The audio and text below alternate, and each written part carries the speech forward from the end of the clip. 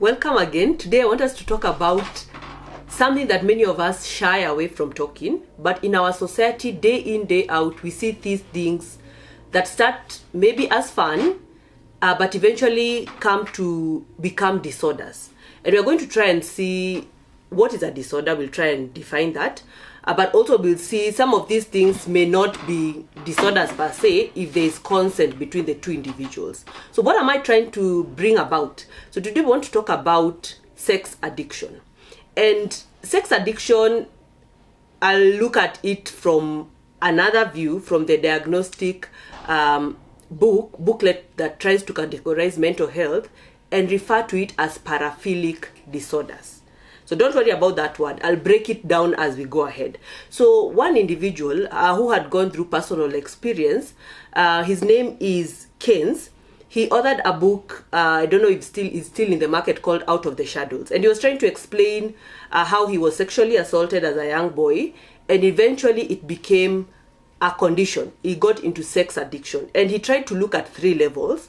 And I'll try and just bring them up so that we see how can we prevent ourselves. How can we prevent our young people from diving into these issues? How can we also get out of it if you're already into some of the levels that I'm going to try and bring out? So what is addiction? Let's start there. So addiction starts with an aspect of compulsion, an obsession, and also going back to the same habit, expecting that something will get out of it. So stay tuned for level number 1 and level number 2 and level number 3, and then I will break them down to the paraphilic disorders. So in each level, when it comes to sex addiction, each level is as important as the other level. There is no minor level when it comes to sex addiction, and each level contains behaviors that can destroy your life. So having a level 1 addiction can be as vicious, and by vicious I mean you going back to the same cycle over and over, expecting that you're going to get out of it, as a level 3 sex addiction. So the levels show how the behaviors usually escalate. So what happens in level number 1? So here, it contains behaviors that are regarded by the society as normal, and I'll put normal in quotes, and tolerable. Our society has taught us to normalize these behaviors, has taught us to tolerate these behaviors, but eventually these behaviors become big things. It becomes a cycle that someone is not able to get out of, and that is why we call it an addiction. So level number 1, these are some of the behaviors that happen in this stage of sex addiction. So there is an aspect of masturbation, also an aspect of pornography, and this just starts with maybe a link you have been sent on your WhatsApp or on your social media handles, or a book someone has passed to you there in school or at home or at your workplace, you name it. And then slowly by slowly, people have tolerated and also normalized having multiple sexual partners. That is also a level 1 sex addiction, whereby you feel like it's normal. You have one person in this town, another one in another town, and we think that it's a cool thing to have more than one partner. That's also a symptom. And also another aspect in this level 1 is prostitution, whereby you feel like you have to either get these services, either you purchase them, or you're feeling a need to even give these services. That can be discussed, but those are some of the symptoms in that level. Level number 2, when we progress, remember we have said these levels lead us to another stage. It escalates. So level number 2 contains behaviors that are seen as abnormal. Contains behaviors that are seen as abnormal. And here is where I'll now bring about the aspect of the paraphilic disorders. In previous diagnostic books or standards of mental health, they were looking at them as sexual dysfunctions, but now they have a specific name when it comes now to the DSM-5, and they are looking at them as paraphilic disorders. And I'll just try and break it down, and then I will dig deeper on the next episode. And what is a paraphilia? Let's start there. Maybe that looks like a big one, but a paraphilia, and I'll just read my notes, it is an arousal to atypical targets. And this can be inanimate objects, an aspect of being sexually attracted to children or non-consenting adults, also going through suffering and humiliation. That is what we define as a paraphilia. So what is a paraphilic disorder? This is more specific. So this is, the paraphilia must also meet a criteria. You cannot just say it is the person has a paraphilic disorder. There's a criteria that is looked at. I'll just mention them, and then the next episode will dive into the specific ones. So one criteria is it is categorized by distress and impairment. This is whereby this condition, or rather this symptom or this behavior, causes significant personal distress or functional problems. Maybe the person now is not able to go through their social activities. Occupation activities are also affected because of this behavior. Also, there is also harm and risk, and this involves harming or potentially harm to other people. This is now like the non-consenting adults that we've mentioned, children and the other people. And lastly, duration.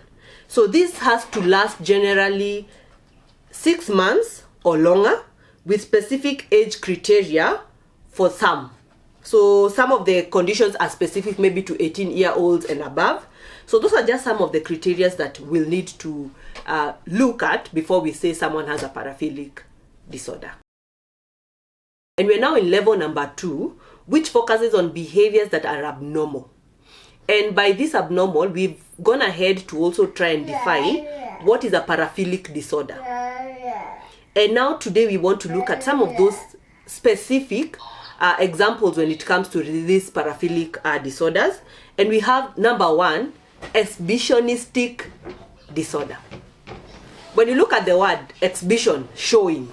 So what happens here, this is a desire or compulsion to expose of parts of one's body, especially the genitals, in the sexual interest. Like the motive here is you wanting to arouse someone else or wanting the other person to be scared. And most of these people have not consented to that behavior. Remember, we said that something is categorized as a disorder, especially if it's causing harm to other people, also distress or impairment to the people in your surrounding. So that's the first one. Then we have voyeurism disorder. And for this one, it can even be specific to age, 18 years and above. But what happens here? This is whereby there is sexual interest or practice of spying on people engaging in intimate behaviors. For example, undressing, bathing, using the toilet, having intercourse with their partners, or doing other actions considered to be private in nature. So you find a person spying, staying on the keyhole, staying on the windows of people's. We've even had incidences where even spy cameras are being put even in Airbnbs, for instance. And maybe you never know if that is a motive that this other individual has. So that is also a symptom of level number 2. We have another one where we call fetishistic disorder. So what is this? So this is using non-living objects or having a highly specific focus on non-genital body parts. If the person is consenting to this, it is important to also note that if it is consensual or no harm is being caused to the other person, we don't categorize that as a paraphilic disorder. But in some instances, an individual is even obsessed with maybe the feet, and you found forensic things whereby you found maybe a foot of a person has been found somewhere. It can go to those levels, or fingernails of a person. So it can be big. Another one in this, I'll mention, I have like 3 more. We have something we call frotteuristic, and I'll write the spelling there. So this is touching or rubbing against a non-consenting person. And maybe I can just give a random example. You are queuing for the bus, waiting to go home, and someone out of nowhere decides to rub their genitals against you. That is also part of this symptom. It is also an aspect of harassment, and we'll get there. But not on this particular video, we want to look at it as a frotteuristic. You find someone has been having this tendency over and over. They are maybe in a matatu seated. Instead of them sitting still, they are doing other businesses. Remember, they are causing harm to you, and they are also causing some form of distress. Another example in this paraphilic disorder, we have something we call transvestic. So what is this? This is engaging in sexually arousing cross-dressing. Remember, we have said if it is consensual, we are not dealing with that. But if it is now becoming, you have to do something so that you can get aroused. It qualifies to be a disorder. And there's so much that we can say here, but as I conclude on this episode of level number 2, these are any intense and persistent sexual interest other than the sexual interest in the usual, the genital simulations, for instance. And now you're now going to another level, in which we are going to now see in level number 3, whereby now it is no longer for fun.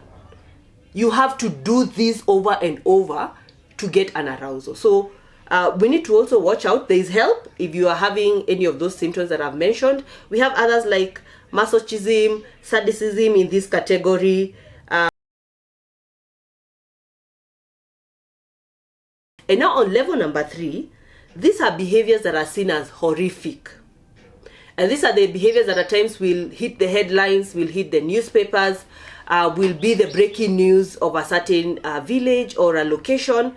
And what are some of these horrific behaviors? And remember, we said where they began. Simple aspect of masturbation, pornography, then going ahead to feeling like there's sexual pleasure in some aspects, some tendencies, touching people, exhibitionism. And now we're in level number 3, which one of the symptoms, or rather one of the activity or the behavior in this category, is what we call incest. Whereby now family members are being sexually attracted to each other, and there's a lot of sleeping around within the family. Then now it moves to child molestation. We've had many cases in this category, whereby for one reason or another, a child is assaulted within the family or even around. And then now slowly by slowly, we have aspects of bestiality, where now you've had incidences where the cows have been told something happened to them, chicken and all that. And also now the child molestation is also an aspect of pedophilic tendencies, whereby this is just a child, but someone feels like they can be a partner to them. And then slowly by slowly, we have now an aspect of rape, whereby someone takes this privilege from someone without any consent. So this individual who was trying to look at these levels, just like I'd mentioned in episode number 1, was sexually assaulted by a house help. And for many years, he was not able to speak up about it. And years later, he found himself having these tendencies. But when he went for therapy, he actually realized where it had come from. So at times, aspects of being maybe sexually assaulted, or something happened to you, maybe you're sexually harassed, you tried to report it, but no one took the interest. I'm not saying it will lead someone to these symptoms, but it can actually predispose someone to some of these levels that we have talked about. So it's good to have a healthy sexual desire. It's normal. And also it is at times regrettable when now the sexual experiences are not pleasant. And at times you're just not doing it for fun now. Your body needs it to survive. And you're not even putting yourself at risk of the authorities, the public, and all that. But at times your body just finds itself there. So that's where we say now this is now an addiction. It is a problem. And we are not saying it's an addiction so that we give a leeway to the people who are doing it, but also showing that help needs to be given. If it is even, it reaches a point now the authority takes it up, you'll be locked in, because now there are laws that are very clear on what needs to be done to this. So we'll now focus on how can you live, as we now look at the next episode. How can you work on these unhealthy sexual desires? Maybe you are having hypersexuality. Maybe you've even developed a mood disorder out of all this. Maybe also now using substances. And now the substances can also induce some of these things. But remember, we have said if something is a paraphilic disorder, it is not related to another condition. Maybe you have substance use disorder. So it has to be on its own. But in case it's also intertwined, we have things we call comorbid disorders, whereby you're having an addiction with substances, and that addiction has brought now a sex addiction. So we need to also work on those. So there is hope, there is help, but also let's prevent ourselves in case we are not yet there. So how do you know that now it's a sex addiction? We've tried to look at the different levels. Maybe you've seen yourself, or you know someone who has been portraying this, and how can we categorize it? How do you know that now it has moved from just a pleasure to now an unhealthy thing? So one, we have something we call unhealthy sexual desires. And now the lady or the man is no longer experimenting. They're no longer just trying it out for fun. They are hooked. For most people, they can choose the amount of sex they have or the type of it. But for an addict, there is no choice. When you're already in these levels that we have talked about, anywhere, you're at work, masturbation sets in. You're supposed to be in a meeting focusing on the topic that is being discussed. You're busy watching the pornographic videos. So how do you know it's an addiction? So one, you become compulsive. And we said when a behavior is compulsive, you want to do it over and over again. Also, you find yourself thinking about it, so you're preoccupied with these thoughts that we've said. Also, there's an aspect of fear. There's a lot of fear, and fear of life without sex. Maybe that's also something that makes you hooked to it. Also, there's a fear of a secret life or a secret activity being discovered. Maybe it will destroy your reputation. So there's that fear. And also there's also the fear that no one will be able to love you. And at times these fears may hinder you from seeking the right help, because at times you feel like, I've done so much, how can I get out of it? So how do you do that? So step number one, admitting that there's a problem. That's the first step. Admitting that there's something that you've been going through and you just need to get a way out. So there's a way out. Admit that there's that problem.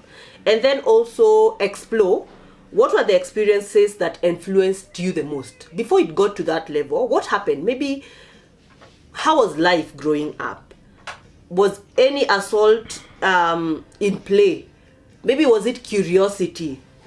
Explore. What were the experiences, or rather the experiences that influenced you most? Also, who are the people who encouraged or discouraged you in life? Because at times maybe there's someone who has told you, don't look for help, you're going to be judged, don't talk about it. So that makes you not talk about it. Also now that thing, how did it start? Take that step to explore. Ask yourself, before I get here, what normally happens? And also write about it. At times we are not quick to write about it. And if you are not able to write about it, look for a place, a professional who can be able to journey with you. So get a motivation. What has these levels done to you? So that when you realize what it has done to you, you will get also a motivation to get out of it. So know the effect the addiction has had around you, the effect that the addiction has had to you as a person, the role it has played in your current life, and also the role it has played in your past, and the role it will play in your future in case you also don't get the necessary help. So what are we trying to say and discuss when you look at these paraphilic disorders? One, we are saying that admitting is the first step. There is help. And before we are quick to judge someone, let's see where it started.